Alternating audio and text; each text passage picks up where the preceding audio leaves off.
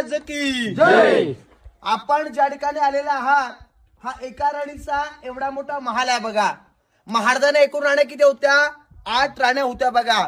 रायगडावरती राण्या राहायच्या 6.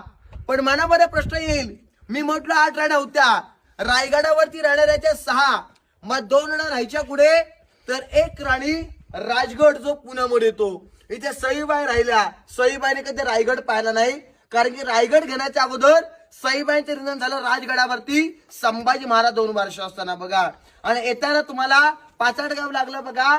इथे 3 नंबरची राणी राहायच्या पुतला राणी. पुतला राणी गडाच्या खाली काय राहिल्या?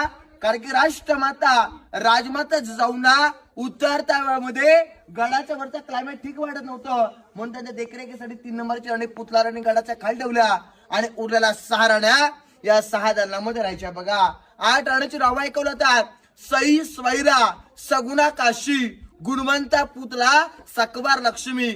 आपल्या राजाने 8 लग्न आवडीनं केली नव्हती, तर त्या काळचं पॉलिटिकल राजकारण होतं, राजांसोबत सैन्यबळ कमी होतं, म्हणून आपल्या राजाने नामवंत सरदारांच्या मुलीशी लग्न केले बघा. म्हणजे विचारे, मोहिते, गायकवाड, शिर्के, निंबाळकर, जाधव, पालघर, इंगले ही मोठी घराणं आपल्या सोबत आले तर आपलं स्वराज्य 8 पटीने वाढेल. यातून आपल्या राजाने 8 लग्न केले बघा. हा पहिला राणीचा हॉल आहे बघा. मागे राणी